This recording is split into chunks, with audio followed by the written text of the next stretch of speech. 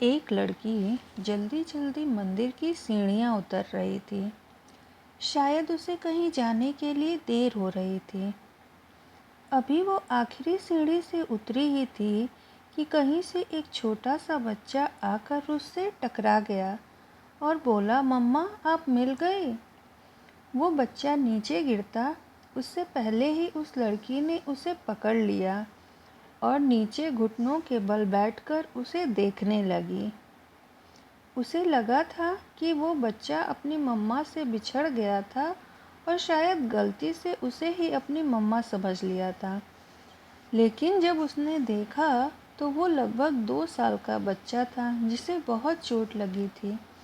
उसके गालों पर थप्पड़ मारने के निशान थे। उस लड़की ने ये देखा और उस बच्चे को अपने गले से लगा लिया। उसे समझ में आ गया था कि कोई उस बच्चे को चोट पहुंचाने की कोशिश कर रहा था। इसलिए उसने उस बच्चे को प्यार से सहलाया और अपनी गोद में उठा लिया।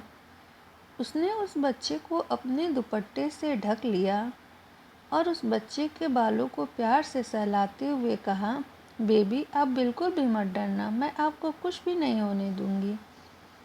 फिर वो वापस मंदिर के अंदर चली गई। मंदिर में जाकर उसने पुजारी जी को सब बताया तो पुजारी जी ने भी देखा कि वो बच्चा बहुत डरा हुआ था और उस लड़की से चिपका हुआ था। ये देखकर पुजारी जी ने उस लड़की को माता की मूर्ति के पीछे जाने का इशारा कर दिया। उस लड़की ने माता की मूर्ति के सामने से 2 केले उठाए और मूर्ति के पीछे चली गई, क्योंकि उसे लगा कि हो सकता है बच्चे को भूख लगी हो।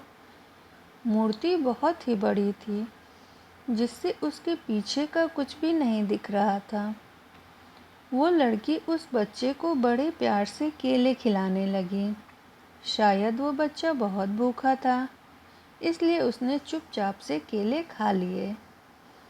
पेट भरने के बाद थकावट की वजह से उसे नींद आ गई और वो उस लड़की की गोद में ही सो गया।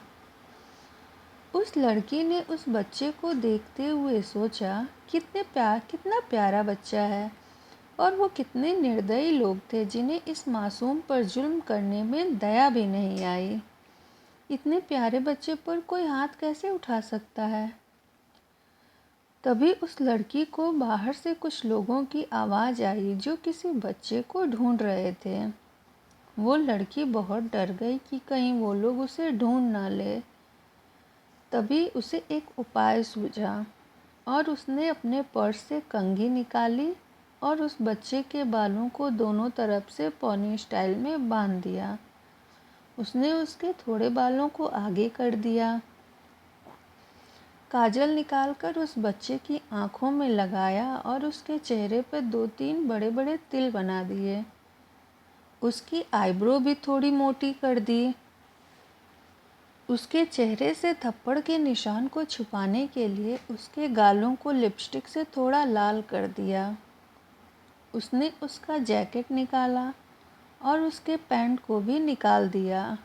दोनों चीज़ों को पर्स में रखने के बाद उसने अपने पर्स से स्टॉल निकाला और सेफ्टी पिन की मदद से उसे स्कर्ट की तरह बनाकर उस बच्चे के चारों ओर लपेट दिया। उसने बाहर झांक कर देखा तो कोई नहीं था। वो जल्दी से बाहर चली गई और वहाँ से एक पूजा की थाल उठाकर फिर से पीछे आ गई। उसने हाथ जोड़कर माफ़ी मांगते हुए कहा, माफ़ करना माँ, मैं आपकी पूजा की चीज़ें यूज कर रही हूँ, लेकिन मेरे पास इस बच्चे की जान बचाने का कोई और तरीका नहीं है। इतना कहकर उसने माता की चुनरी उठाकर उसके एक साइड की लैस निकालकर उस बच्चे के कमर पर स्कर्ट के ऊपर बांध दिया, जिससे उसके स्कर्ट नीचे ना गिरे।